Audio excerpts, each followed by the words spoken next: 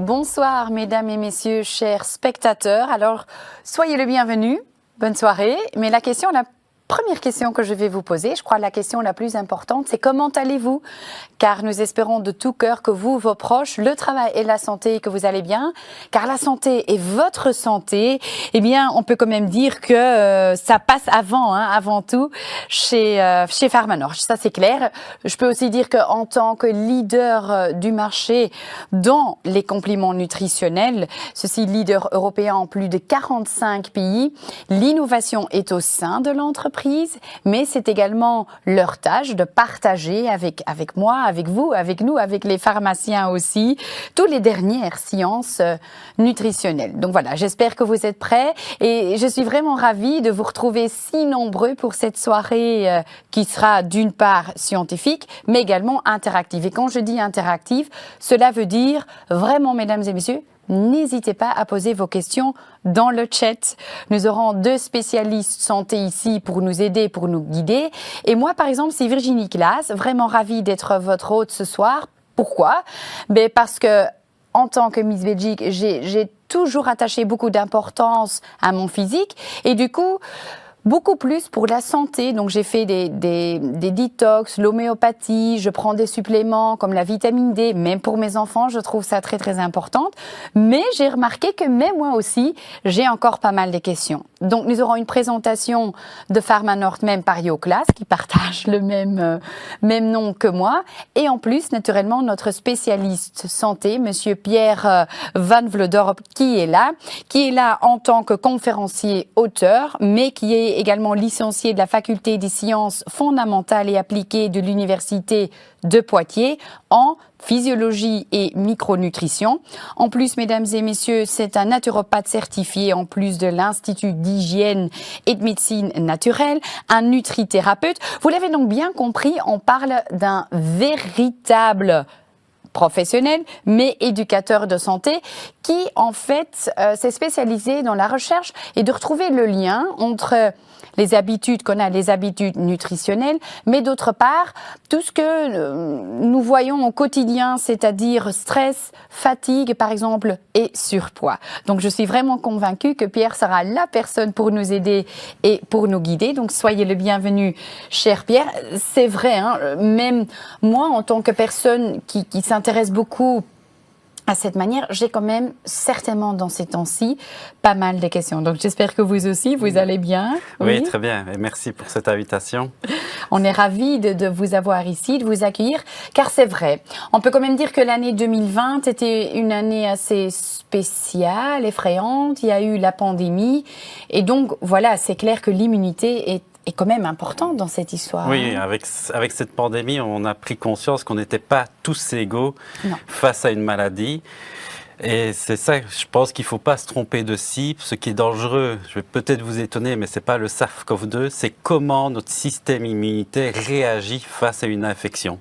Et c'est le but de cette soirée, c'est vraiment essayer de conscientiser sur l'importance de notre système immunitaire, parce qu'on a vu qu'un virus peut emmener quelqu'un aux soins intensifs et peut-être malheureusement certains en sont décédés et d'autres personnes qui ont eu le même virus, pas un virus plus virulent, le même, ils se sont même pas rendus compte qu'ils sont tombés malades. Ils étaient ce qu'on appelle asymptomatiques. Et nous, c'est ce qui nous intéresse. On essaie de comprendre, mais pourquoi? C'est la faute à pas de chance? Non. On sait maintenant que ce virus a atteint plus les personnes qu'on dit immunodéprimées. Donc ça, on sait depuis toujours que les personnes qui ont un système immunitaire qui fonctionne un peu moins bien, ce sont les personnes âgées, mais pas que pour le SARS-CoV-2, pour toutes les pathologies en général, les personnes âgées sont plus à risque. Mais on a vu aussi qu'il y a eu des jeunes qui se sont retrouvés aux soins intensifs, mais pas des jeunes qui étaient en bonne santé, c'est très très très rare. C'était des jeunes, des personnes de moins de 60 ans qui se sont retrouvés des fois aux soins intensifs et qui avaient des comorbidités. Et ça, c'est très important, on n'en a pas suffisamment parlé de ces comorbidités. Et c'est quoi les comorbidités? C'est le diabète, le surpoids, les maladies cardiovasculaires, le cancer. Ce sont des maladies de civilisation. Donc c'est ça qui est impressionnant, c'est que l'homme s'est créé des maladies en se civilisant.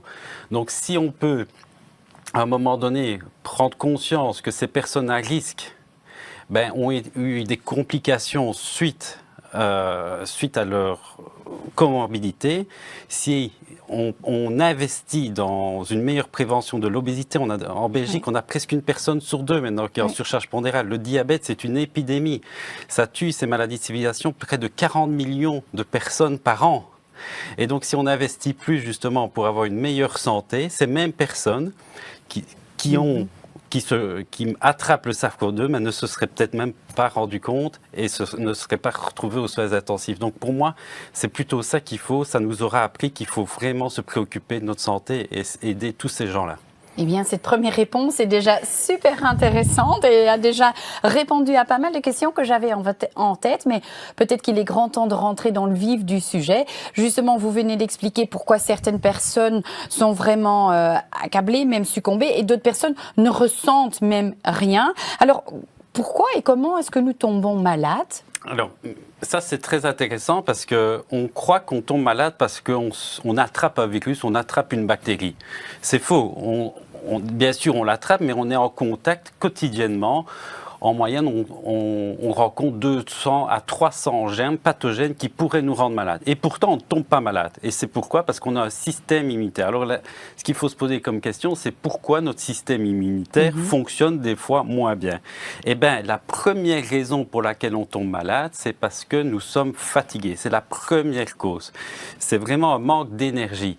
Donc ça, vous l'avez peut-être remarqué tous, vous avez peut-être moins bien dormi pendant 2-3 jours, vous étiez un peu plus stressé, et puis vous traversez, vous chopez un virus, une bactérie.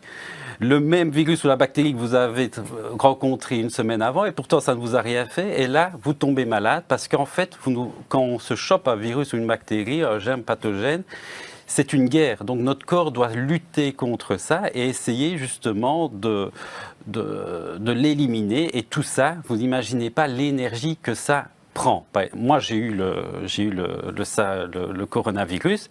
Le symptôme, j'étais fatigué. Mais c'est normal, parce que c'est une guerre et mon corps, à un moment donné, devait lutter pour justement combattre. Donc, parce qu'il faut multiplier les anticorps, il faut multiplier nos globules blancs, ça demande énormément d'énergie. Donc, si on a une bonne énergie, automatiquement, on sera plus résistant. Donc l'énergie, je dis souvent, c'est le nerf de la guerre. Donc un bon sommeil, avoir vraiment un soutien au niveau de cette énergie. La deuxième cause, c'est que pour faire des anticorps, pour multiplier nos globules blancs, pour se défendre, il faut certains outils. Et on va parler ce soir de la vitamine D, très très important. Je pense que tout le monde en a entendu parler et c'est encore fou à l'heure actuelle. Il y a encore des gens qui manquent de vitamine D.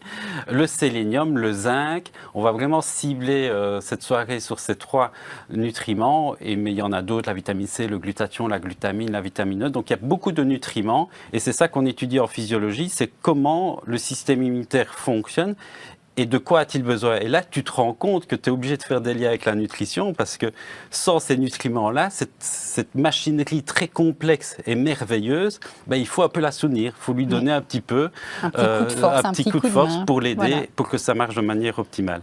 Et la troisième, donc il faut soutenir nos défenseurs par certains nutriments et il faut aussi essayer de désarmer nos agresseurs. Et quand on a une infection, on peut donner plus de force à nos agresseurs. Donc c'est comme une guerre, on va essayer de désarmer nos agresseurs et soutenir nos défenseurs. Et il y a certains nutriments, on va voir le sucre, certaines graisses saturées et tout ça, peuvent justement empêcher une bonne réponse immunitaire. Ici, je vous ai mis une étude qui est très intéressante, qui a été faite en Californie. Vous voyez qu'une personne qui a une infection, et ici dans le cadre du coronavirus, qui consomme une canette de coca, l'équivalent de 8 morceaux de sucre, ou 2 cuillères à soupe de Nutella, eh bien, regardez, ça entraîne après 5 minutes une diminution de la capacité de phagocytose. Donc, si vous voulez, nos globules blancs, elles doivent essayer de trouver les petits virus, les petites bactéries. C'est des petits Batman. Et la phagocytose, c'est de manger le germe pathogène pour le détruire. Eh bien, ce mécanisme-là, cette phagocytose, si vous voulez, fonctionne moins bien. Et ça diminue cette réponse immunitaire de 35% pendant plusieurs heures. Donc vous voyez, c'est un truc bête, on se dit oh, je suis fatigué, je vais prendre un peu du sucre. Ben non, on se fait du tort en faisant ça.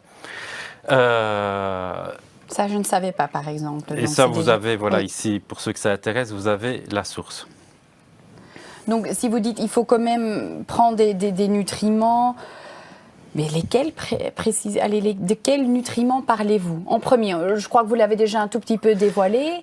J'ai vu la liste, mais laquelle est vraiment la plus importante? Pour moi, celle qu'on ne doit pas passer à côté, parce qu'ici on parle des affections, mais si je devais vous faire un exposé sur le cancer, je vous parlerai aussi d'elle. Si je devais vous faire un exposé sur les maladies cardiovasculaires, je vous parlerai d'elle. Donc c'est la vitamine D. Donc c'est quelque chose qui est essentiel et on en manque de plus en plus parce qu'on va voir qu'on la trouve difficilement dans l'alimentation. Alors on sait tous qu'on en fabrique un petit peu avec le soleil, mais avec l'été qu'on a eu, c'est un peu compliqué. Et puis s'exposer au soleil, c'est pas... Parce que j'ai encore un patient qui me disait tout à l'heure, oui mais je me promène tous les jours. Oui, mais il se promène pas en maillot. Il se promène habillé. Donc voilà, il faut avoir une exposition suffisante. Et cette vitamine D, elle a été démontrée justement permettre une meilleure expression de notre système immunitaire. Ça agit aussi sur l'inflammation. On parlera tout à l'heure de l'impact de l'inflammation. On a vu que les personnes qui se sont retrouvées aux soins intensifs, en fait, il y en a qui sont morts du coronavirus et ils n'avaient plus le virus en eux. Mais ils sont morts quand même. Ils sont morts parce que leur système immunitaire a répondu de manière disproportionnée par rapport à l'attaque. Donc on a entendu parler de ces cytokines inflammatoires et qui foutaient le feu dans notre corps et ce qui créait une insuffisance respiratoire. Eh bien, cher Pierre, j'ai prévu une question, un sondage pour nos spectateurs. Donc je crois qu'il est grand temps de lancer la première question sur la vitamine D que j'ai pour vous, mesdames et messieurs. Jetons un coup d'œil sur la question et le sondage parce que naturellement, on veut savoir comment vous pouvez soutenir votre immunité en prenant naturellement la vitamine D. Et donc, la première question, j'espère que vous la voyez également, c'est combien de Belges, selon vous, ont vraiment trop peu de vitamine D? Est-ce la réponse A, 13%, la réponse B, 20%, la réponse C, 45% ou est-ce même 80%? Alors, top chrono, combien de Belges ont trop peu de vitamine D? Je vois déjà pas mal de réactions dans le chat. On revient tout de suite sur les questions que je vois. Mais vous vouliez encore rajouter quelque chose sur ce système? Oui, ici, je vous avais préparé un petit slide pour illustrer un petit peu ce que je vous disais. Donc, la vitamine D a des effets profonds sur l'immunité innée. Donc, l'immunité innée, c'est l'immunité qui va être directement utilisée en cas d'infection. Ce sont des petits soldats qui vont arriver justement pour surtout repérer qui nous attaque, prendre les papiers et prévenir le QG qu'il y a un envahisseur. Et puis après, vous avez une immunité adaptative, si vous voulez. Et là, ils sont plus costauds, ils sont plus spécifiques, ils savent qui ils doivent attaquer. Et c'est les lymphocytes T cytotoxiques, les lymphocytes B qui fabriquent les fameux anticorps. Et ça prend quelques jours. Donc, la vitamine D agit sur cette immunité innée et cette immunité adaptative. Vous voulez jeter un coup d'œil sur les résultats? Oui. Oui? Ok, on y va. Hein. Selon notre public, et je crois que ce sont des vrais connaisseurs, des vrais chevronnés, la réponse, je crois 66% des gens ont répondu qu'il s'agit bien de 80% des gens qui ont trop peu de vitamine D. C'est correct, hein? Oui, c'est bien ça.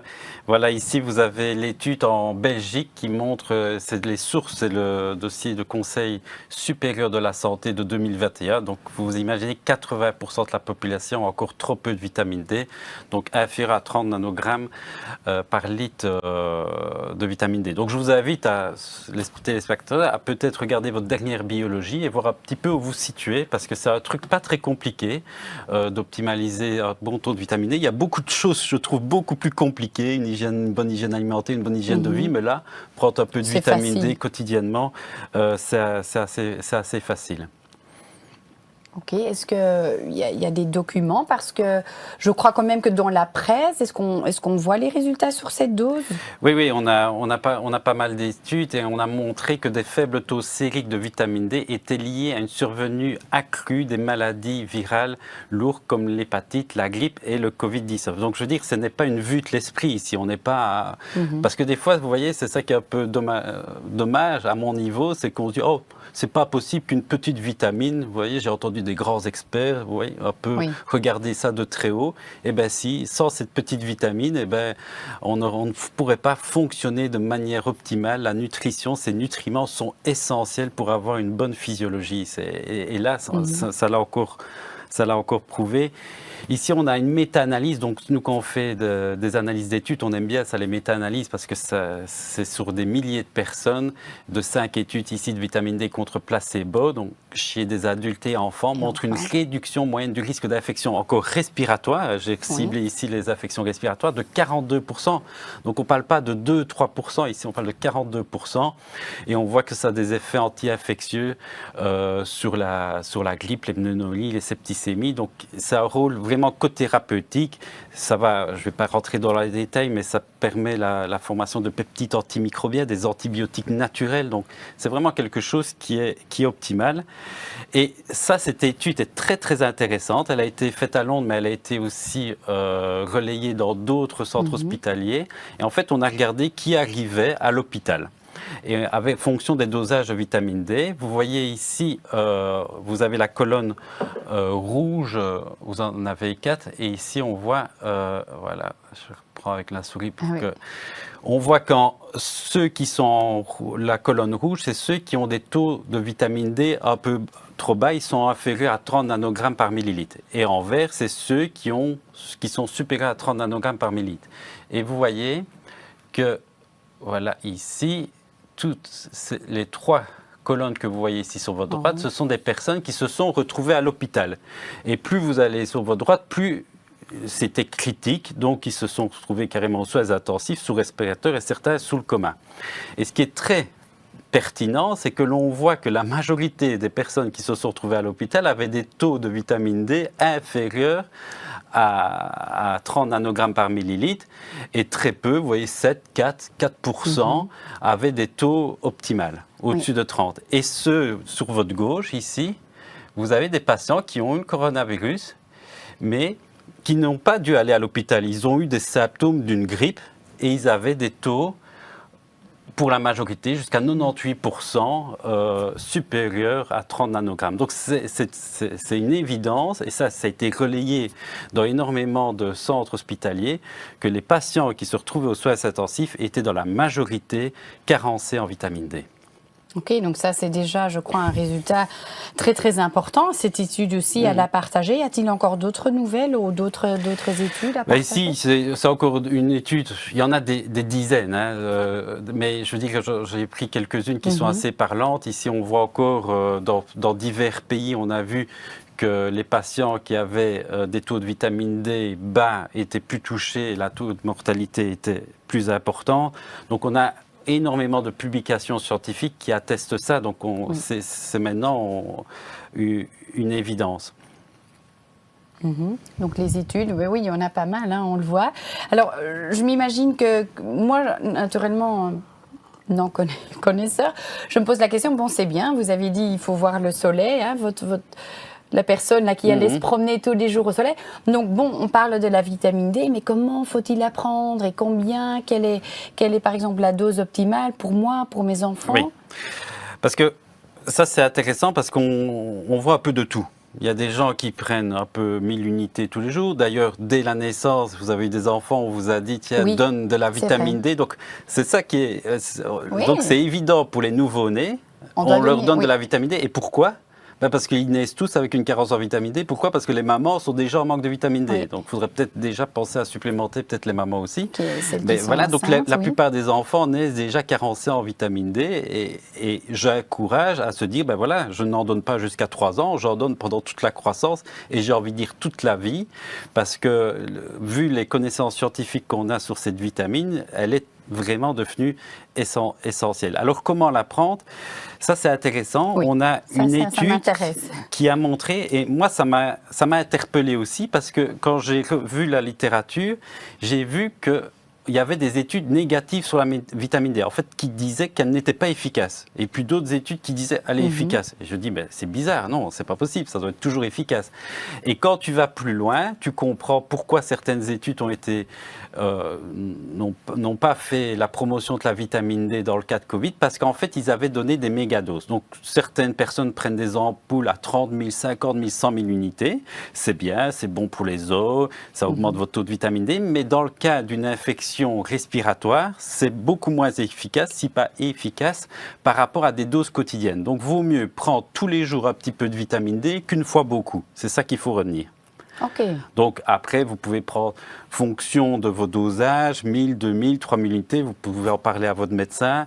Mais je dis que retenez que c'est plus intéressant de prendre souvent une petite dose qu'une méga dose. Et ça, c'est ce que l'étude, la méta-analyse a montré sur 10 933 sujets. Vous voyez, la prise quotidienne et hebdomadaire, il y a un effet protecteur.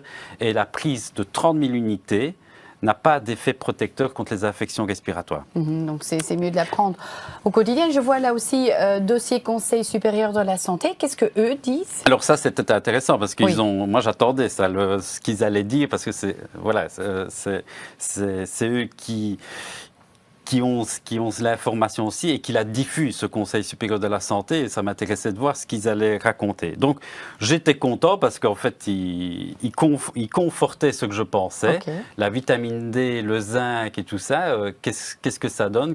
Que disent les études? Ils disent, mais ça, j'étais pas trop étonné, que la vitamine D est déjà bien connue de la plupart des praticiens en raison du vif intérêt qu'elle a suscité il y a des dizaines d'années dans le domaine de la prévention de toute une série d'infections chroniques. Donc, je veux dire, on n'a pas attendu le Covid pour s'intéresser à la vitamine D. Hein. Et alors, par rapport à leurs recommandations et comment avoir ces apports, la population doit veiller à s'assurer un apport suffisant en vitamine D par l'alimentation et l'exposition au soleil. Donc, quand j'ai lu ça, je me suis dit, wow, là, je ne suis pas trop d'accord parce que je ne vois pas, moi qui vois beaucoup de patients et qui ne prennent pas de vitamine D, c'est très rare, quelqu'un qui ne prend pas de vitamine D quotidiennement, qu'il arrive avec une biologie, avec un taux optimal au-dessus de 30. C'est très rare. Sauf s'ils ont passé l'été à la mer. Mais c'est plutôt rare. Avec le soleil, oui. Par la nourriture, là, c'est complètement impossible. Parce que si vous voulez, il faudrait des dosages très importants. Je pense que je vous ai mis un tableau justement pour vous démontrer que c'est impossible d'avoir ces apports journaliers en vitamine D par l'alimentation.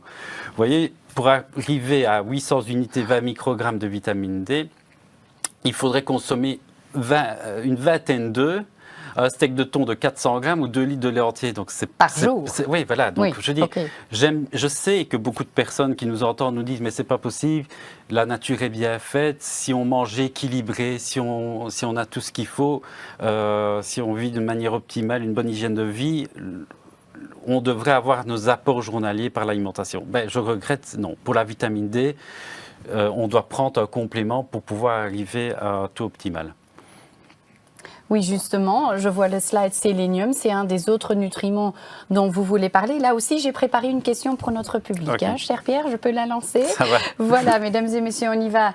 Notre sondage est là pour vous. Notre prochaine question, prenez le temps de répondre et n'oubliez pas, prenez le temps de poser des questions sur lesquelles nous allons répondre à la fin de cette émission. Alors, la question sélénium, cher Pierre, c'est où est-ce qu'on peut retrouver le sélénium dans notre corps? Selon vous, les cheveux, ongles et la peau, ou bien les cellules immunitaires, les cellules du corps, ou est-ce que vous dites non, c'est la réponse D, dans chaque cellule de notre corps? Donc voilà, allez-y, faites-nous savoir ce que vous en pensez. Sélénium, un peu moins connu pour moi, je le dis, je connais bien la vitamine D, très fan. Sélénium, expliquez-nous l'importance et pourquoi. Alors le sélénium, si vous voulez, il a plein de fonctions, mais je vais en citer 2-3. Il a un rôle antioxydant. Ce n'est pas un antioxydant, mais il a un rôle antioxydant parce qu'il active une enzyme qu'on appelle, vous voyez, je vous l'ai mis en rouge sur le slide, c'est la glutathion peroxydase, la GPX, et ça, c'est une enzyme antioxydante. Alors, c'est quoi un antioxydant? Vous voyez, quand vous avez du fer que vous mettez sous l'eau et que vous ne mettez pas d'antirouille, il va rouiller. Donc, il faut protéger le fer, il faut protéger nos cellules, si vous voulez, de l'oxydation. Et les antioxydants, ils protègent de l'oxydation et le sélénium intervient notamment là-dedans. Pour vous illustrer ça, vous voyez cette pomme, elle est bien belle, bien verte. Là, les radicaux libres, si vous voulez, ne savent pas l'attaquer parce qu'elle est protégée par sa peau. Vous croquez dans la pomme, vous la laissez 5-10 minutes à l'air, vous allez voir, elle va commencer à s'oxyder. Donc cette oxydation générée par un stress oxydatif des radicaux libres, si vous voulez, va abîmer la pomme. Et vous voyez en dessous, vous avez les cellules, elles subissent des fois la même chose. Donc c'est pour ça qu'il faut protéger nos cellules, parce que toutes ces cellules-là, elles ont ce qu'on a le plus important dans notre noyau, l'ADN. Et cet ADN, on doit le protéger. On fait 2 300 000 cellules par seconde, on se multiplie tout le temps. Oui, on photocopie cet ADN. Et si nos cellules subissent de plus en plus d'agressions, le vieillissement est accéléré. Donc c'est pour ça qu'on doit essayer de protéger nos cellules de cette oxydation, parce que c'est ça qui explique la plupart des maladies dégénératives. C'est le vieillissement qui est lié notamment à ce stress oxydatif. Et ça, en mangeant équilibré, en mangeant beaucoup de fruits, beaucoup de légumes, des antioxydants, en ne manquant pas de sélénium, on optimalise ça. Ça c'est... Voilà, très surprenant, hein. Je crois que parce que le sélénium, on n'en parle pas, donc j'aimerais bien jeter un coup d'œil sur les réponses de notre public pour voir le sélénium. Selon vous, on le trouve où? Je vois quand même des réponses un peu partagées entre la première réponse, deuxième réponse, mais la plupart des gens ont quand même répondu, mais on la trouve dans chaque cellule, c'est bien ça. Donc c'est pour vous montrer l'importance qu'a le sélénium dans notre corps. Et au niveau du SARS-CoV-2, on l'a étudié et c'est pour ça que je vous en parle ce soir, parce qu'en fait, on a vu que le sélénium intervenait à plusieurs niveaux. Donc, je vais prendre la souris pour... ça sera plus clair. Donc ici, vous voyez en rouge, là, avec ces protéines spike que vous connaissez maintenant, cette couronne. Ce virus, le SARS-CoV-2, qu'est-ce qu'il veut? Il veut rentrer dans les cellules. Donc là, on voit qu'il rentre dans la cellule. Qu'est-ce qu'un virus veut faire une fois qu'il est rentré en nous? Il veut se multiplier. Il veut se multiplier pour être plus fort. Il va utiliser tout le matériel de la cellule pour se multiplier. Donc vous voyez ici, il va utiliser une protéase qu'on appelle, c'est pas le plus important, c'est la Mpro. Et si vous voulez, elle va permettre, cette Mpro, de multiplier d'un virus, ça va en faire 3, puis 3, et puis ça tourne comme ça, 3, 9, 27, ça va tout le temps se multiplier grâce à cette protéine. Et le but, c'est d'essayer que ça ne se multiplie pas trop vite. Et heureusement, on a des protecteurs dans les cellules. Je viens de vous parler du glutathion peroxydase, la GPX. Je vous ai dit que le sélénium optimalise justement et régule l'expression justement de cette GPX. Et on voit que quand il y en a plus, qu'est-ce que ça fait? Ça a une interaction avec Mpro. Donc ça la freine. Donc super, il va se multiplier moins vite et en plus, ça agit à un autre niveau puisque je vous ai dit que ça avait un impact sur le stress oxydatif. Vous voyez, regardez, si le stress oxydatif diminue, qu'est-ce qu'on voit? La mutagénèse virale diminue aussi. Or, on a tous entendu parler de la mutation du SARS-CoV-2. Plus le SARS-CoV-2 va rentrer dans ces cellules où le stress oxydatif sera plus important, plus le risque de mutation est important. Mais quand la cellule, justement, libère tous ces virus et qui ne sont pas comme quand ils sont rentrés parce qu'ils ont muté, le système immunitaire adaptatif, il ne les trouve plus.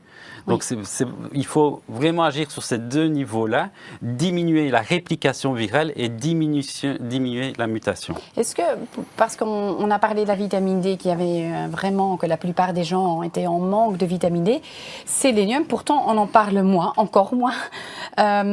Qu'en est-il? Est-ce qu'on a assez de sélénium en ce moment?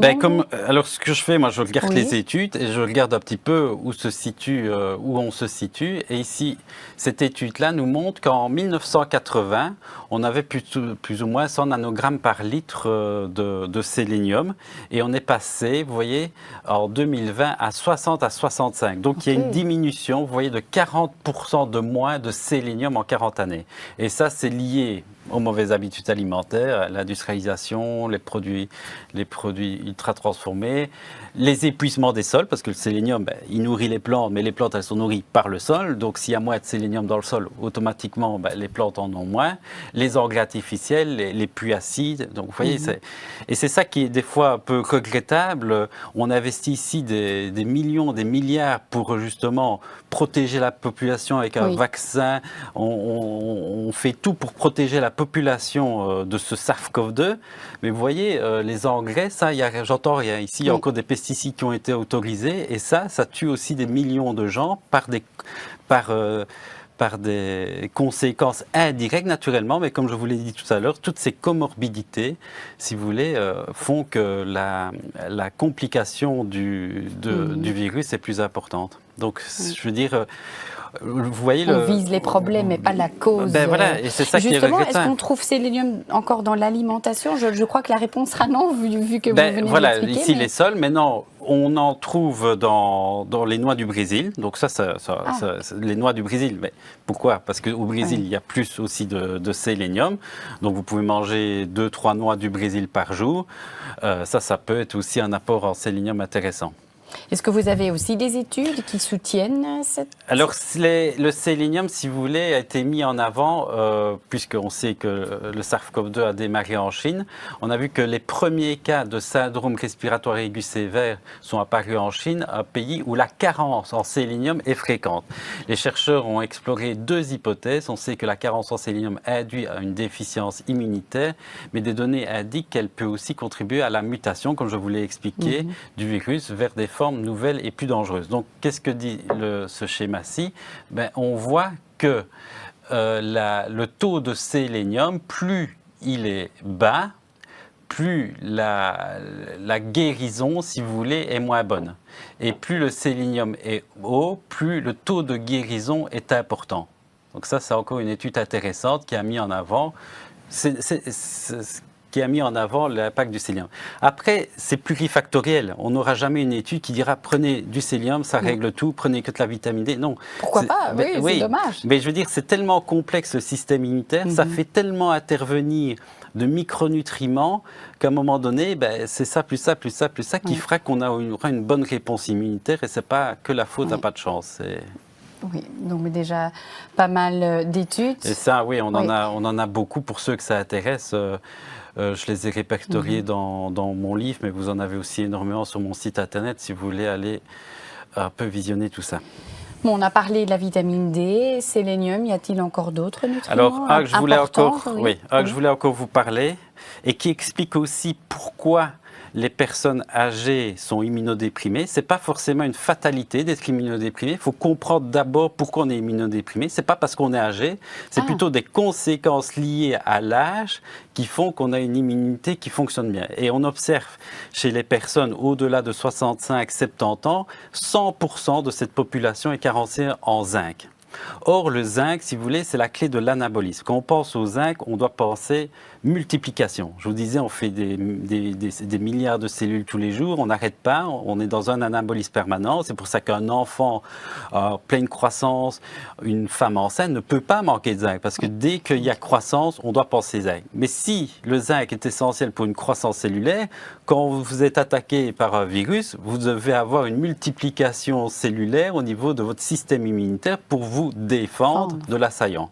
Donc le zinc est essentiel pour une bonne réponse immunitaire. Oui, donc on parle bien des nutriments qui donnent une bonne réponse, qui ne vont pas nous protéger à 100%. C'est vraiment pour répondre... Voilà, il faut voir les nutriments. Il n'y a pas de nutriments que vous allez prendre et qui ont un effet comme un antibiotique. Non. Je pose la question parce que j'ai vu quelqu'un qui a posé la question, est-ce que je prends ça tous les jours, alors je suis protégée? On n'essaye jamais, si vous voulez, avec des nutriments, de tuer un virus ou quoi. Ce n'est pas la fonction. On essaye de donner à notre corps ce qu'il faut pour qu'il puisse se défendre lui-même. Oui. On a tendance à avoir utilisé, et je ne suis pas contre, mais on a vu qu'en excès, les antibiotiques, c'était bien, mais à un moment donné, quand on les utilise de trop, on fait des résistances aux antibiotiques. C'est pour ça que des fois, on croit qu'on va pouvoir éradiquer les virus, éradiquer les bactéries. Je vous garantis, on sera plus sur Terre qu'ils seront eux toujours là. Donc, il vaut mieux apprendre à vivre avec eux et soutenir notre système immunitaire pour qu'il puisse justement les gérer en cas d'infection. Et le zinc, si vous voulez, les essais de supplémentation en zinc chez les personnes âgées ont montré que l'incidence des infections était diminuée. Vous voyez, c'est ça qui est fou, d'environ de 66%. On ne parle pas de 2-3%. Et ça, on a les études. Et comme c'est des nutriments, voilà, je ne sais pas, je ne veux pas faire ma mauvaise langue, mais ce n'est pas brevetable. Ça, voilà. peu de personnes s'y intéressent. Or, c'est quelque chose qui est essentiel. Ici, je sais pas, on voit que le zinc agit. On sait en plus, on a étudié maintenant, on voit où il agit au niveau immunitaire. Donc, il diminue la réplication virale. Il a la capacité d'inactiver le virus. Donc, vous voyez une personne qui reçoit le coronavirus, qui a ses apports journaliers en vitamine D, qui a son zinc, qui a son sélénium, elle va réagir totalement différemment. C'est pour ça que je vous disais que la cible, si vous voulez, c'est vraiment de ne pas se préoccuper trop du coronavirus parce qu'il y en aura d'autres, des virus qui vont venir. Et alors, on va dire, oui, mais on peut faire des vaccins. Oui, mais il y aura de toute façon, même si on va de plus en plus vite pour faire un vaccin, il y aura de toute façon quelques mois pour pouvoir le produire. Et en quelques mois, il peut avoir fait pas mal de dégâts. Donc, on peut compter que sur notre système immunitaire. C'est pour ça que il faut vraiment... Vous insistez. Justement, je me pose la question, comment est-ce qu'on sent si on a une carence en zinc? Parce que ça ne m'a pas l'air très clair.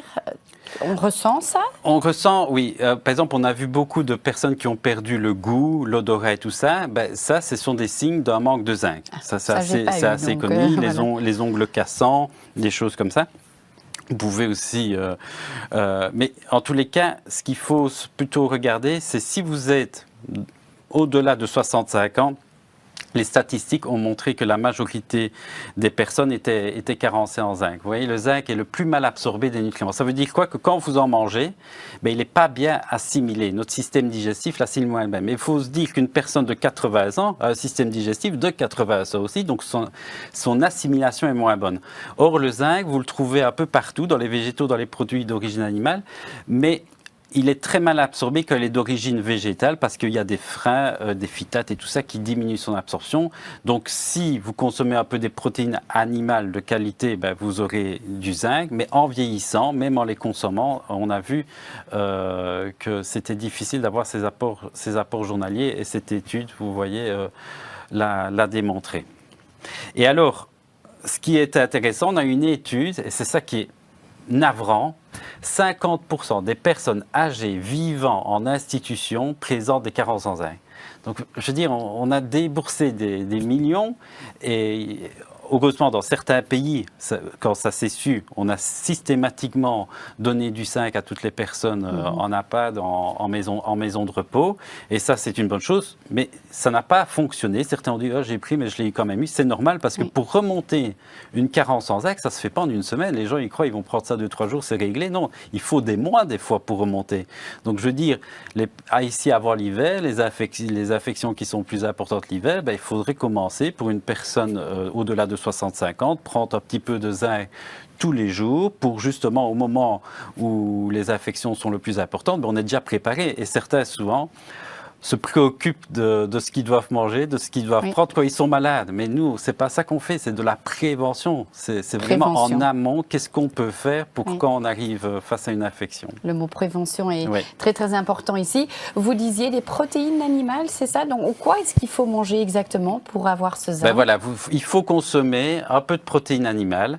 Là, vous en aurez. Le zinc est biodisponible. Vous en avez dans les végétaux, mais il est moins bien absorbé.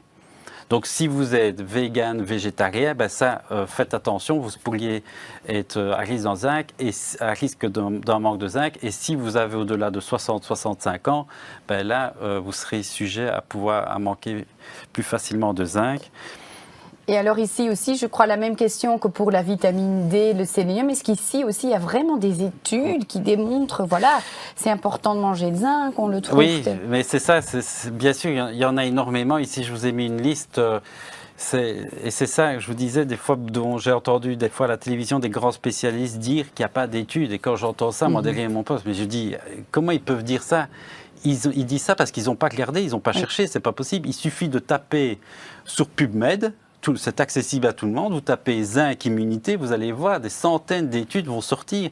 Et en plus avec le SARS-CoV-2, donc je veux dire, c'est de la méconnaissance que de dire ça, c'est pas de la science. Et que dit alors le Conseil supérieur de la santé? Parce qu'eux aussi doivent avoir des documents. Donc, ici, on voit que le Conseil supérieur de santé ne recommande pas l'administration de zinc. Donc on se dit, tiens, avec tout ce qu'on sait, pourquoi il ne le recommande pas?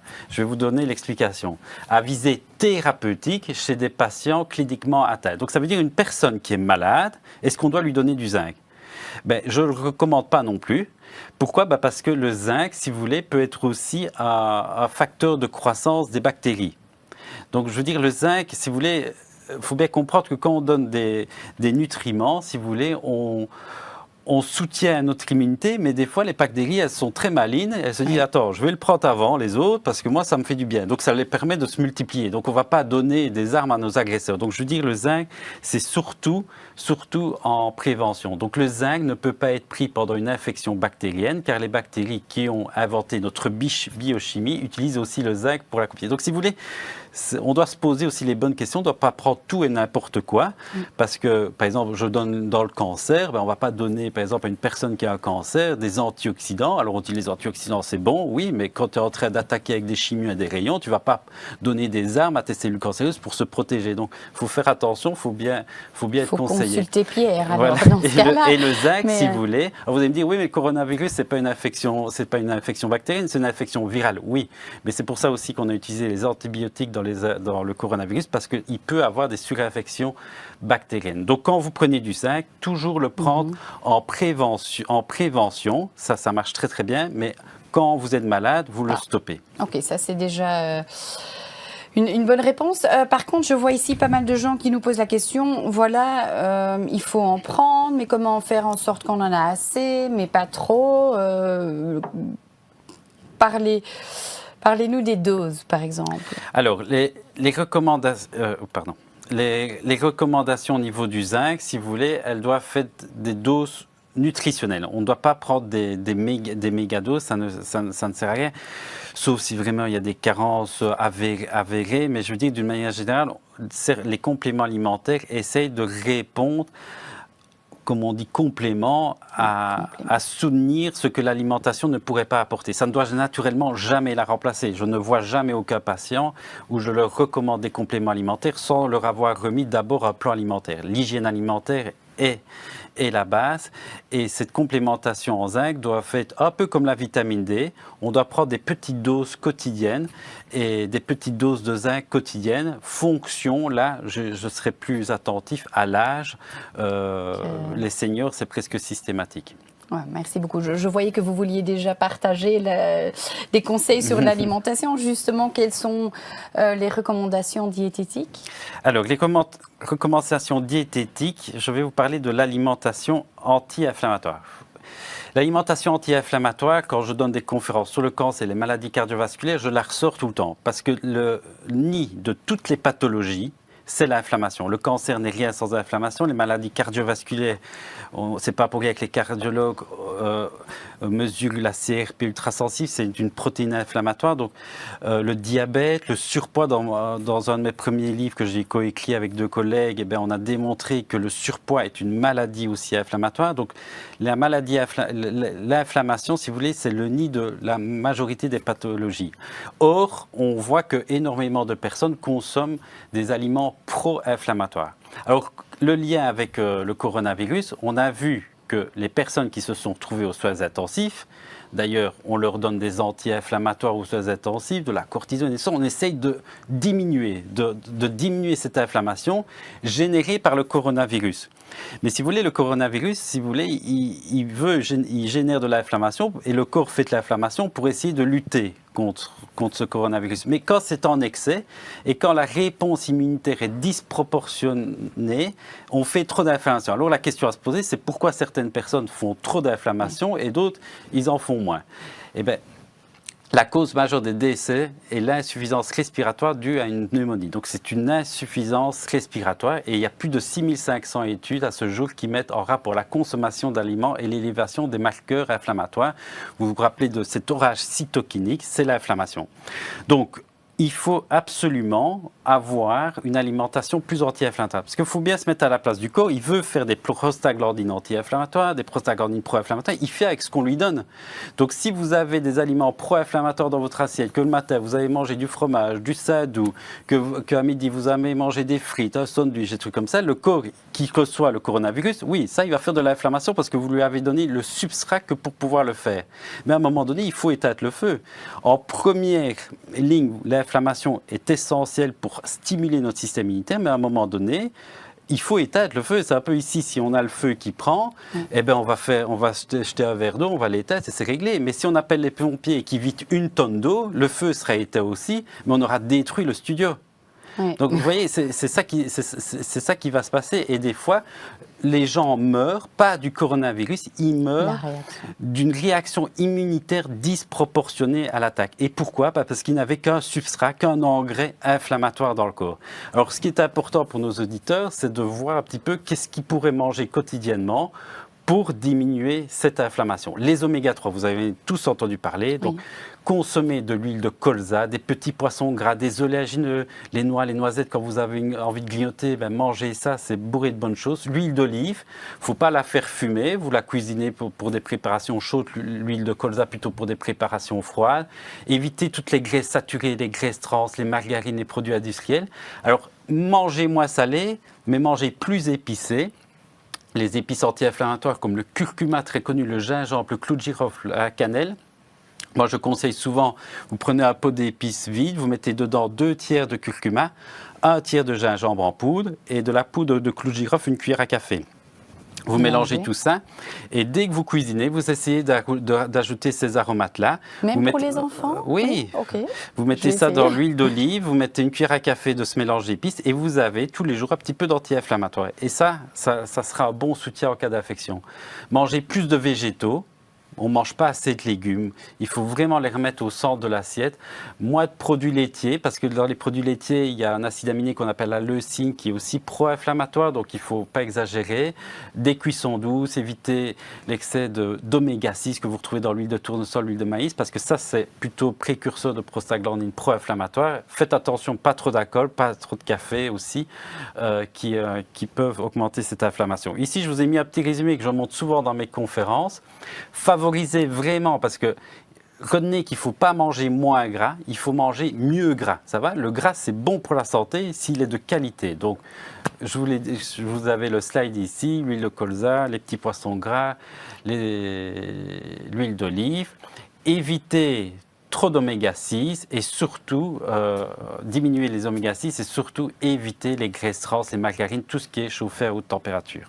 Merci beaucoup pour ces explications, ça semblait très très clair. Alors j'ai vu une question dans le chat dont je me suis dit, c'est très très intéressant, cher Pierre. Il y a quelqu'un qui dit,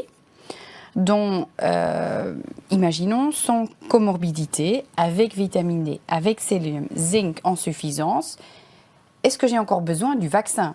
Est-ce que si tout le monde est vacciné, et donc en fait c'est 2 questions. Qu'en pensez-vous ? Donc cette personne ici dit, voilà, je suis armée.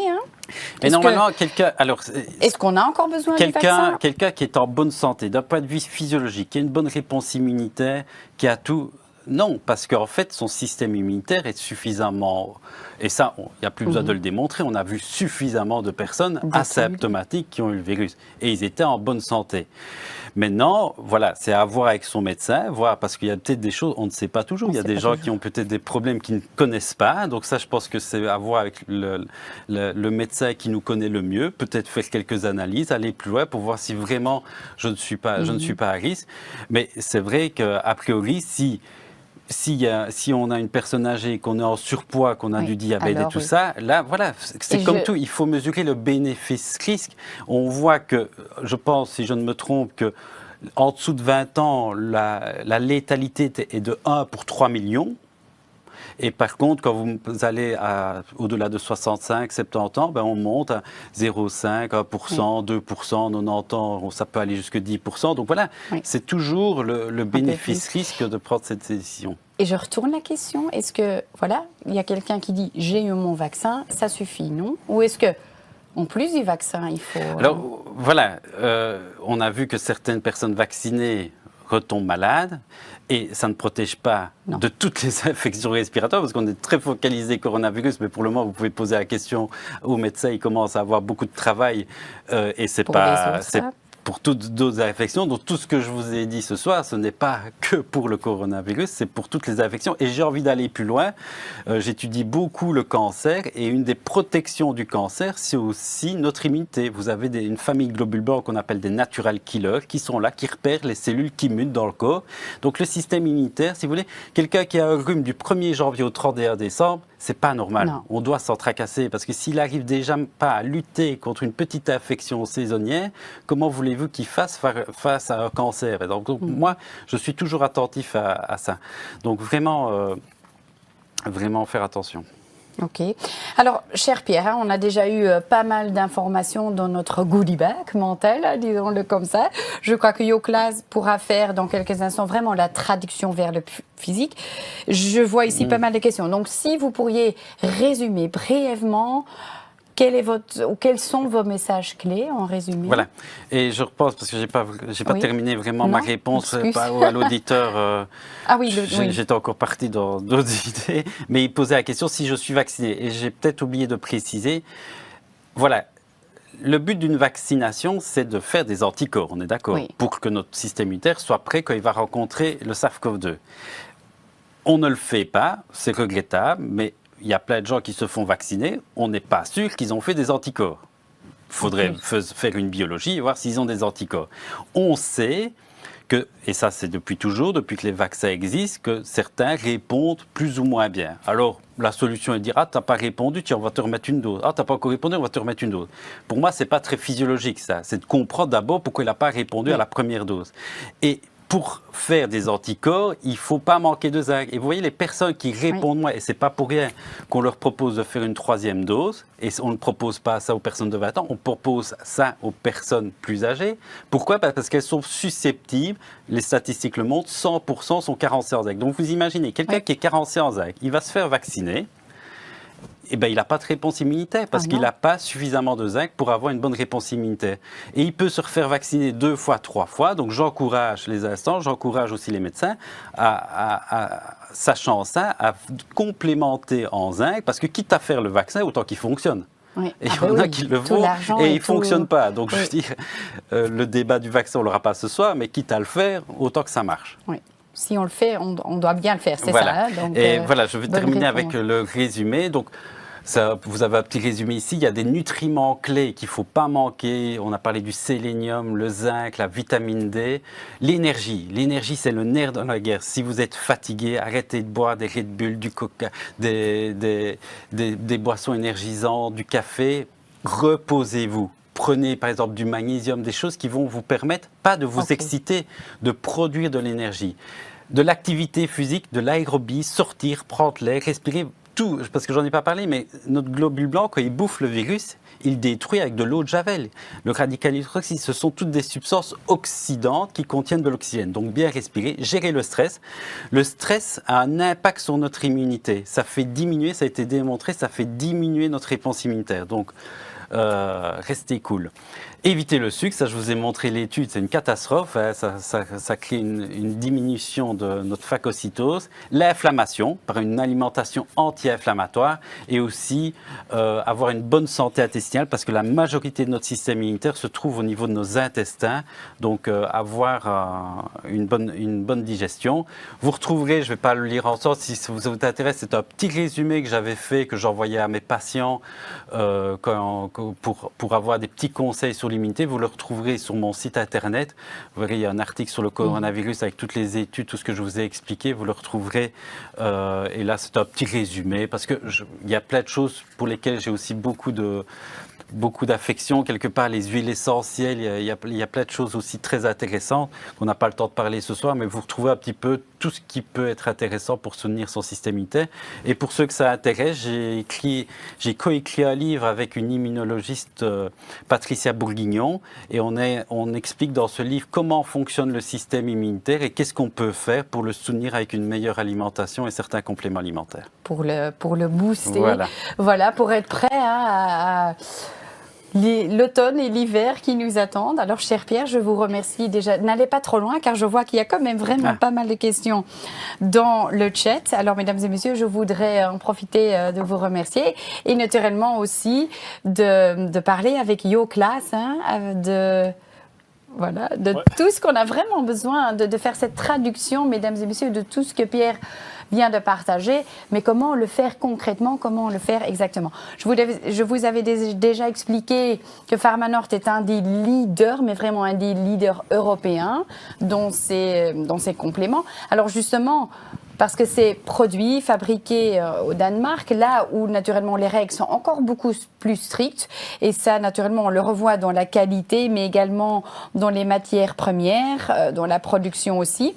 Donc, chez Yo, on partage le même nom, on partage également la même passion, c'est-à-dire de la santé, et surtout la santé et l'immunité d'une manière très naturelle.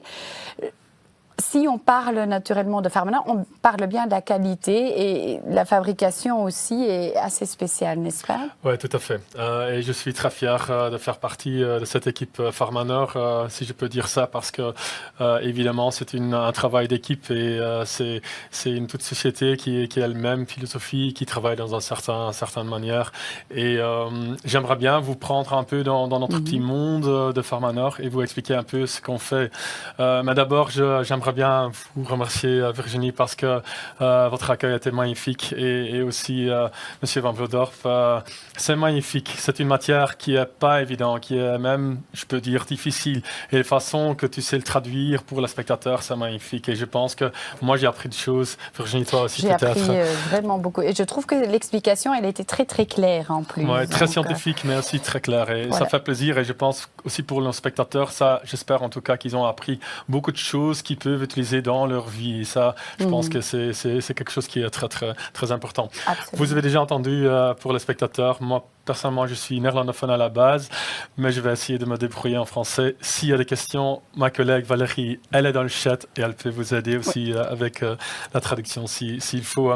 Mais d'abord, comme j'ai dit, j'aimerais bien vous prendre un peu dans notre monde de Pharmanorte. Et on a une société pharmaceutique danoise, à l'origine, scandinave, comme vous avez déjà cité, Virginie, mais depuis 40 ans. Et ça veut dire déjà quelque chose, 40 ans. On fait la recherche, le développement et la production de nos produits nous-mêmes. Et ça, je trouve très, très important parce qu'on a contrôle de la base de matières premières jusqu'à notre produit fini. Et c'est vraiment quelque chose qui est clé.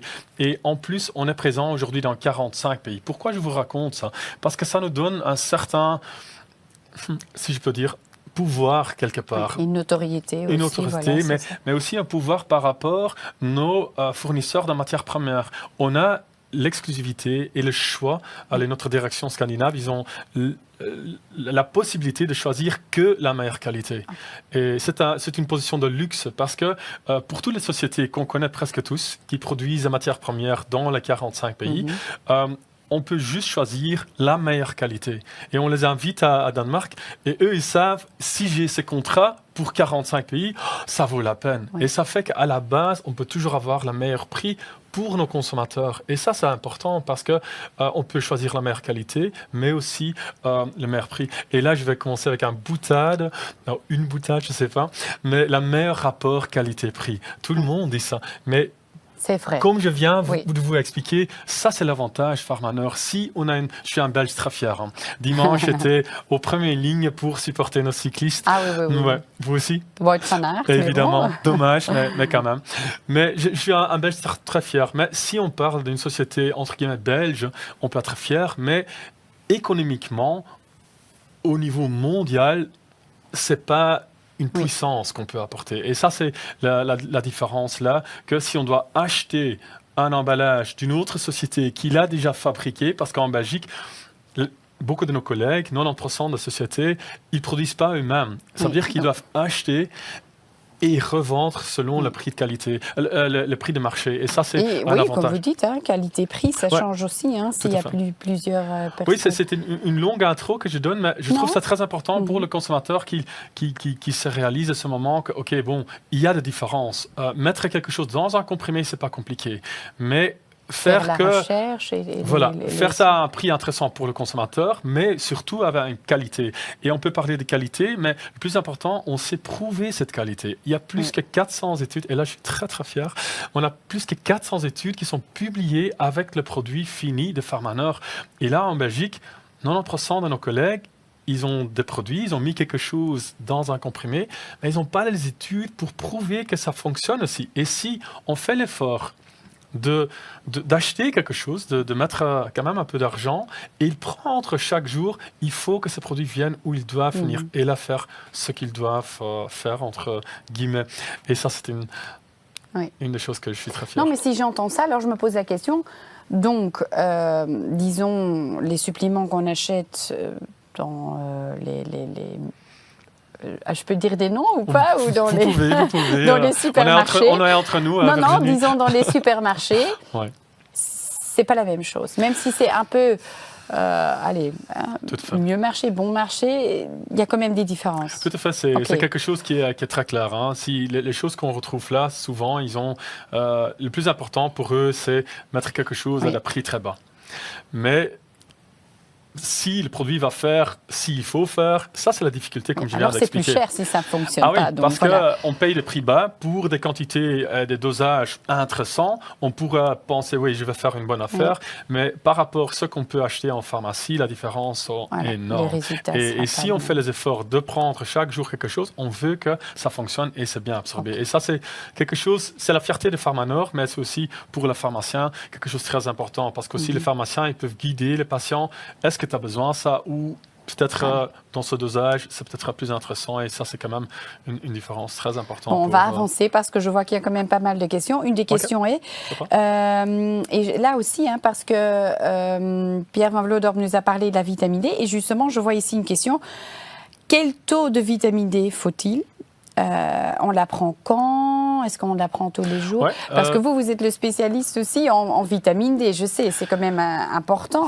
On la prend tout au long de l'année ? Non, tout à fait, c'est une très bonne question. Et sur la taux, Pierre a déjà bien expliqué qu'en Belgique, on espère d'arriver à 30 nanogrammes par millilitre. Et ça, c'est déjà très difficile. Comme il a très bien montré, 8 sur 10, selon l'année, souvent ne sont pas à 30 nanogrammes par millilitre. Les taux optimales, on a encore parlé avec Pierre juste avant la présentation, optimal, on ira même vers 40, 50. Mais on est déjà très content si on peut avoir la population belge à 30 nanogrammes par millilitre. Parce qu'on n'a pas assez de soleil, on n'a pas assez... Voilà. Et ça, c'est aussi quelque chose... Allez, en Belgique, si je peux dire, la source de vitamine D, on a déjà cité certains, mais 80-90%, il faut venir du soleil.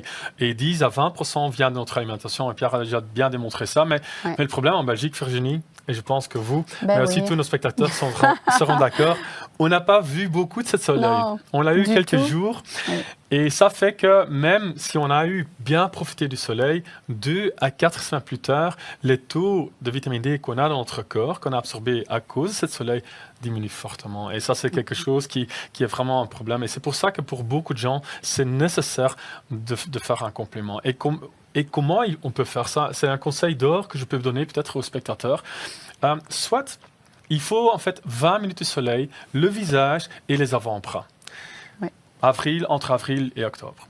Et si on a ça, on a normalement ce jour-là suffisamment de vitamine D. Et soit, on peut toujours faire le bilan de hier. Est-ce que hier, j'ai eu 20 minutes de soleil, alors je ne prends rien aujourd'hui ? J'ai eu mon vitamine D du soleil. Ah oui, ok. Si j'ai pas eu 20 minutes de soleil hier, comme moi, je suis pas sorti aujourd'hui et apparemment le temps était pas top non plus. Non, on est d'accord. Il y a eu la pluie, donc demain il faudra. Demain, je vais faire mon bilan d'aujourd'hui et je vais dire, ok, j'ai pas eu 20 minutes de soleil, je prends une perle de vitamine D. Et comme ça, mes taux de vitamine D seront stables une toute année. Soit je l'ai eu par le soleil, soit je l'ai eu par mon vitamine D. Mais la question peut-être, quelle vitamine D est-ce que je dois choisir ? Et là, la réponse sera, on prend la D-Pearls de Pharmanor. Non, ça c'est une blague. Je vais d'abord vous montrer et essayer de vous guider dans ce choix-là. Si on donne le même dosage est-ce qu'on va aussi avoir la même assimilation? Ça, c'est une question que je reçois souvent. Et là, je reviens sur le dosage, comme M. Van Vlodorp, il a déjà cité que des gros dosages en une fois par mois, soit un dosage journalier. J'ai expliqué comme ça à ma mère. J'ai dit, maman, quand tu arroses tes plantes, tu peux faire ça sur différentes façons. Soit tu vas arroser un seau ou une seau une fois par mois, soit tu vas arroser ta plante régulièrement, un peu. Et ça, c'est en fait, elle dit, ouais, yo, t'es en train de m'expliquer quelque chose là. Je dis, ouais, maman, t'as tout compris. Et ça, c'est en fait, si ton corps a 31 fois l'opportunité d'absorber quelque chose, ça va faire une grosse différence dans les absorptions. Et ça peut faire une différence de 30 à 40% en assimilation, en absorption pour le patient. Et c'est pour ça que je dirais, choisissez une dose quotidienne, une dose journalière. Si vous pouvez prendre ça, vous avez un avantage par rapport à l'absorption, mais aussi, comme on a entendu dans la présentation de M. Van Vlodorp, aussi pour l'immunité. Si on prend ça dans un dosage en une fois, on n'a pas cet effet sur l'immunité. Quelle forme? Je fais peut-être un peu trop vite. Non, c'est intéressant. Et je vois que vous répondez en même temps à déjà quelques questions. Donc, Voilà, quelle forme de vitamine D? Parce que là aussi, on a de différentes possibilités. Ce qui est très important, que la vitamine D, il est liposoluble. C'est un des 4 vitamines qui est liposoluble. Et A, D et K sont des vitamines liposolubles. Et c'est pour ça qu'il faut impérativement une graisse qui va avec la vitamine D. Pourquoi? Parce que c'est que quand il y a une graisse que notre corps va produire de fameux micelles. Ah, des micelles, c'est quoi exactement? C'est quelque chose que pas tout le monde va peut-être connaître, mais c'est quelque chose qui est produit dans notre corps quand il y a une graisse. Et comme vous voyez ici à droite, je vais essayer de mettre là, à l'extérieur, on a une micelle aime bien de l'eau. Mais ici, à l'intérieur du micelle, on voit toutes les matières graisseuses, comme la vitamine D. Et c'est quand j'avale un complément, je vais le mettre dans ma bouche, mon estomac, mes intestins, mais de mes intestins, il faut que cette vitamine D fasse un petit voyage vers mon foie. Et c'est en travers mon sang. Et votre sang, mon sang, c'est juste un milieu de l'eau en fait. Et là, on a besoin de petits taxis. Et ces micelles sont le taxi. Ils vont incorporer la vitamine D et faire ce transfert de mes intestins vers le foie en travers de ce sang. Et c'est pour ça en fait que chez nous, le D-Pearls, il a mis dans une huile d'olive de première pression, extra vierge de première pression, parce que comme ça, on a toujours une forme de graisse dans le corps quand on le prend. Ce vitamine D, en soi, on le reçoit en poudre. C'est juste du poudre. Mais on le met dans cette huile parce que si on prend ce poudre et il n'y a pas de graisse, on n'a pas d'absorption. Petit exemple, par exemple, Virginie, tu as cuisiné un steak et dans ta poêle, il y a encore un peu de beurre. On veut rincer ça avec de l'eau. Pas possible. Hein. Non, c'est vrai. Ça reste graisseux. Quoi. Oui. Et si on met un peu de trèfle ou un peu de détergent, on rince 2 ou 3 fois et la poêle est propre. Oui. Et ça crée aussi ce genre de micelles. Ils vont incorporer en fait la graisse et ils vont en fait le sortir. Et ça, c'est la même chose Et en plus, on a appris que l'huile d'olive, elle est importante. Ça, c'est Pierre qui nous l'a dit. Voilà, tout à fait. Et alors, mon deuxième conclusion, la première était, prenez une prise journalier, mais deuxièmement, quand vous faites le choix dans une huile, parce que comme ça, chaque moment de la journée, vous avez une bonne absorption. Si je peux venir un peu dans ces conclusions, on a déjà parlé d'un dosage prendre chaque jour. On a déjà d'accord que l'absorption avec une huile d'olive, c'est important. Et troisièmement, ça, on n'en a pas encore parlé. En fait, on a eu un Covid, et dans ce Covid, pendant 1 an et demi, on a porté notre masque. Oui. Mais qu'est-ce qu'on a fait encore? On a lavé nos mains partout. Vous êtes entré ici, Virginie, tantôt, et la première chose que vous avez faite, vous avez pris, hop, et on a fait nettoyer les mains. Pourquoi? Parce que ce sont les matières où on touche tout et qui contiennent tous les pathogènes. Et ces pathogènes peuvent nous rendre malades. C'est pour ça qu'on nettoie nos mains. Okay. Et là, on voit que sur le marché, par exemple, quand vous allez à Colruyt ou même d'autres, ils mettent certaines choses dans des pots. Et oui, si dans des gros flacons. Oui, des flacons, des pots. Et là, on veut prendre, par exemple, une perle. C'est impossible, Virginie, de prendre une perle. Il y a toujours 3-4 qui sortent. On va prendre une dans la bouche et les 3 autres, qu'est-ce qu'on va faire avec? On met dans le pot, on ferme bien le pot et 4 mois plus tard, on va prendre la dernière perle.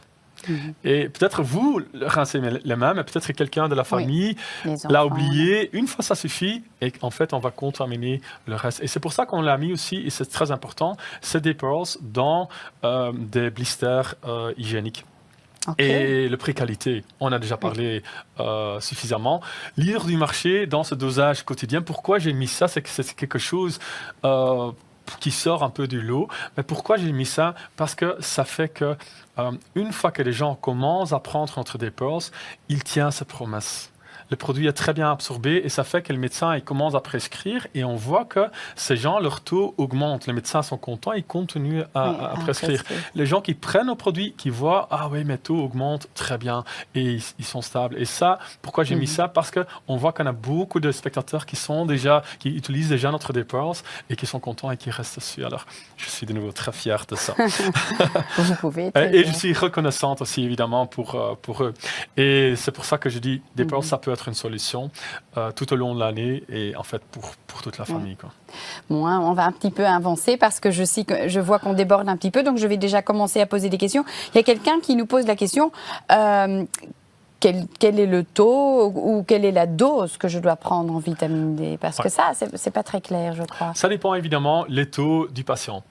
Et comme le docteur a dit déjà, vous pouvez prendre une prise de sang, mais on sait aussi, comme j'ai déjà dit, après 2 à 4 semaines, on est à moitié de toute la vitamine D qu'on a récoltée par le soleil. J'ai eu beaucoup de soleil, mon taux de vitamine D va augmenter. J'ai 2 à 4 semaines pas de soleil chaque jour et je ne prends pas de vitamine D. Alors, mes taux vont diminuer au moitié. Donc là aussi, parce qu'il y a quelqu'un qui dit... je prends une ampoule par mois, est-ce que je suis bien? Ben non, c'est mieux de le prendre au quotidien. Ça, c'est une raison, comme on a déjà dit, au niveau d'absorption, au niveau d'immunité. Si on peut le confirmer, allez, les solutions que nous, de notre côté, on offre aujourd'hui, ils sont multiples. On a déjà dit 8 sur 10 des Belges, ils ont trop peu. Ça sont en fait les différents dosages. Et je vais essayer de le montrer. Là, on a par exemple entre des Day-Pearls 400 et les gouttes. C'est plutôt pour de nouveau-nés, des enfants encore très petits. On a le Day-Pearls 800. Et le Day-Pearls 800, c'est aussi pour des enfants ou des enfants qui commencent à être plus en croissance. Le 1520, c'est plutôt pour des adolescents, soit pour des gens pour un maintien de leur taux. Et le 3000, c'est en fait ce qu'on conseille pour des gens qui commencent un traitement ou des gens qui, entre guillemets, qui sont à risque. Pour comparer, parce que ça, c'est aussi un peu la question des spectateurs, un Day-Pearls 800, si je prends une perle par jour pendant 31 jours, on est à 24 800 unités. Ça veut dire que c'est exactement la même chose qu'une ampoule par mois. Le 3000, si je prends une perle par jour, fois 31 jours, on est à 93 000. C'est l'équivalent d'une ampoule par semaine. Ok. Parce qu'ici, quelqu'un dit la vitamine D se stocke dans notre organisme.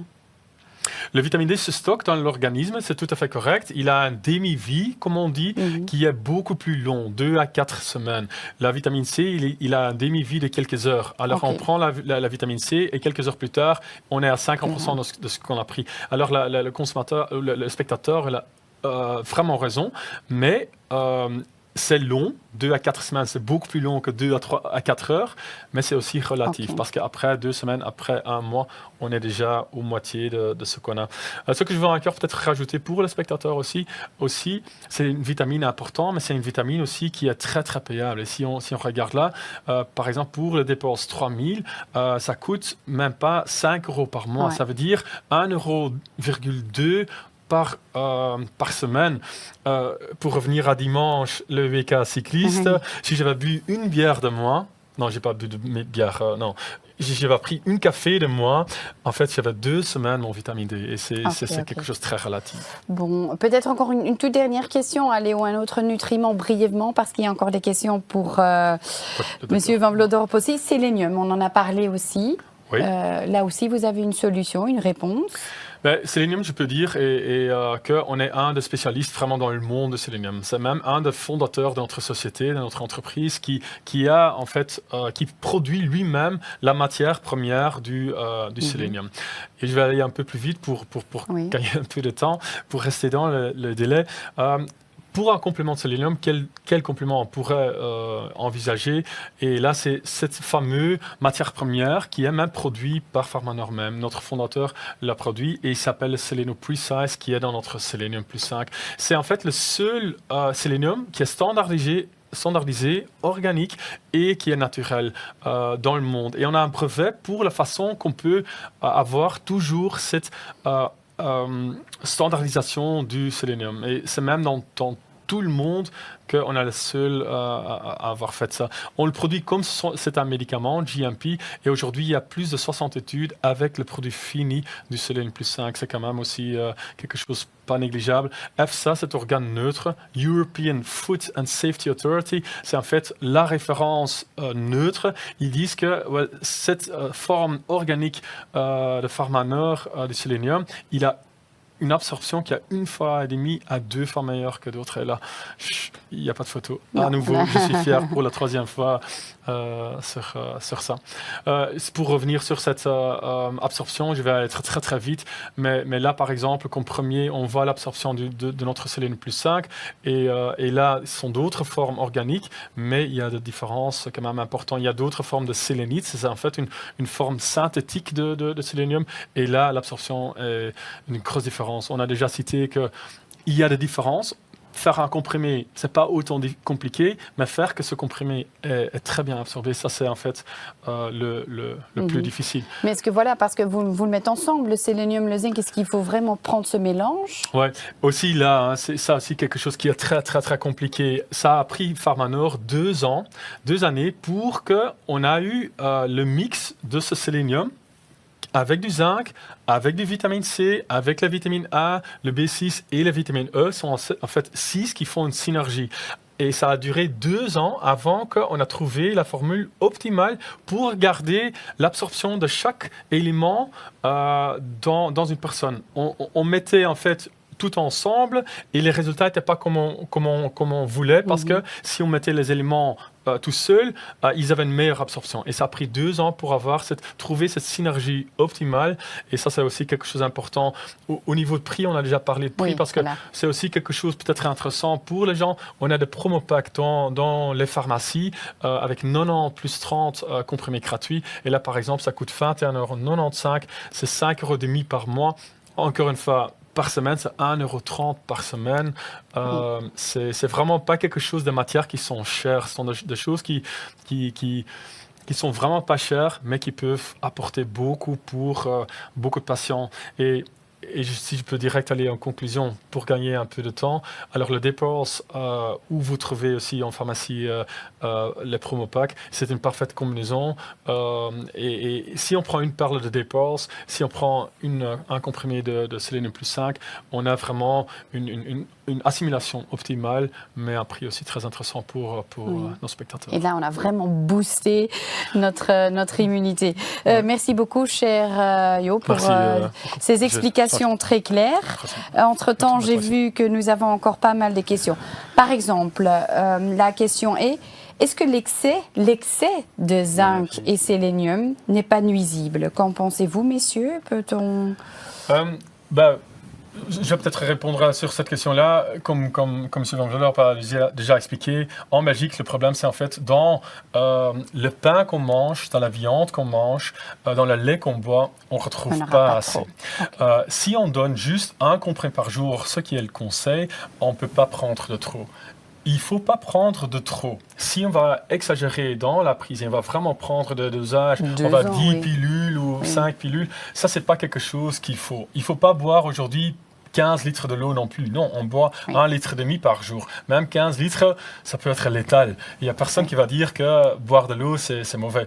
Mais la seule chose où on doit faire peut-être un peu attention, je pense que vous êtes d'accord avec moi, par rapport au sélénium, si on mange journalièrement des noix de Brésil, ça c'est vraiment un apport très important. Mais il y a d'autres pays comme la Grèce, comme Finlande, comme Japon, ils ont des taux juste dans leur pain qu'ils mangent, dans la viande qu'ils mangent, qui sont 3 vers 4 fois plus hauts en sélénium que chez nous.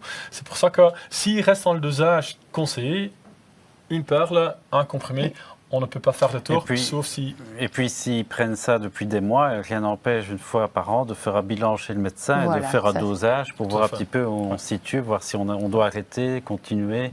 Voilà, ça peut être aussi intéressant. Monsieur Van Vlodorp, j'ai une question pour vous, c'est Delphine qui la pose. Alors, elle dit, vous indiquez que, par exemple, le poivre noir est pro-inflammatoire. Oui. Qu'en est-il du poivre blanc ? Ça fait pas partie. Le poivre noir est vraiment. D'ailleurs, il a été utilisé à cause de la piperine qui a un effet pro-inflammatoire et il était même associé à l'époque à des compléments de curcuma pour rendre le curcuma plus biodisponible, mais c'était à cause d'un effet pro-inflammatoire. Donc voilà, je pense qu'il faut limiter au maximum le poivre, surtout pour les maladies inflammatoires intestinales. Maintenant, si c'est utilisé pour une recette spécifique, il n'y a pas de souci, mais vraiment, il faut s'habituer à ces épices plutôt anti-inflammatoires. Ok. J'ai une question encore sur la vitamine D, parce qu'il y a quelqu'un qui dit « Je prends 2 perles de 3000 par jour, mais j'ai déjà 72 ans. » 2 perles de 3000 par jour. 72 ans. Oui, ben... Je pense que, ouais, vous pouvez répondre. Je pense qu'elle en faut sûrement. Ça peut pas, ça peut pas faire du tort, je pense. Non. Il faudrait prendre, pour avoir un excès de vitamine D, il faudrait prendre 10 000 unités tous les jours pendant des mois. Et il n'y a pas d'intérêt à faire ça non plus. Maintenant, ça dépend d'où on démarre. Si on a une personne qui a un taux de vitamine D très bas, on peut lui encourager de prendre 6 000 ou 3 perles 9 000 pendant un mois. Et puis on descend et puis on fait un dosage parce que ça n'a pas de sens d'objectiver un taux de vitamine D bas. Et puis un an après, de ne pas vérifier s'il a monté. Et là, on verra parce que la biodisponibilité est déjà différente d'un complément à l'autre, mais aussi différente d'un intestin à l'autre. Je pense pour cette personne, ce qui est important, c'est aussi ses ambitions. Où est-ce que cette personne veut arriver? Si elle veut avoir 30 nanogrammes et plus, 3000 unités, ça va suffire. Pour être entre 30 et 40, 3000 unités par jour, ça peut suffire.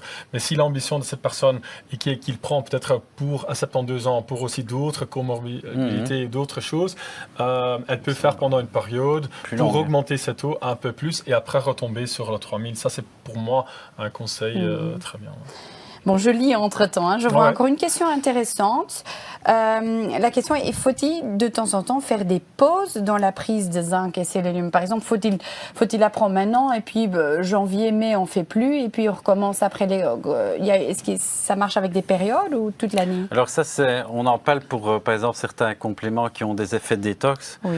Ça, voilà, on va pas prendre, je sais pas, de l'artichaut, du pissenlit, du chardon-marie non-stop parce que détoxifier, à un moment donné, on va fatiguer l'organe aussi à le détoxifier. Donc, on détoxifie quand on est intoxiqué normalement, donc on fait des cures. Ça, c'est reconnu. Maintenant, ici, on parle de nutriments, le zinc, la vitamine D. Quand vous mangez, vous ne faites pas des pauses de manger pendant une semaine. Et notre corps reconnaît ça comme des micronutriments du quotidien. Donc, il vaut mieux veiller à avoir une dose nutritionnelle quotidienne. Et comme ça, vous prenez ça quotidien parce que notre corps en a besoin quotidiennement aussi pour bien fonctionner, par exemple, c'est un peu compliqué, mais si je dois prescrire un complexe de vitamine B, là je peux faire une méga dose, une dose inaugurale d'1 mois et puis c'est fini pendant 3 ans. Mais pour les nutriments dont on vient de parler, si on est dans des doses nutritionnelles et pas dans des méga doses, il n'y a pas de souci. Je suis entièrement d'accord avec vous. Aussi, les dosages dans le sélénium plus 5, par exemple, ils sont faits pour que les gens puissent le prendre une toute année.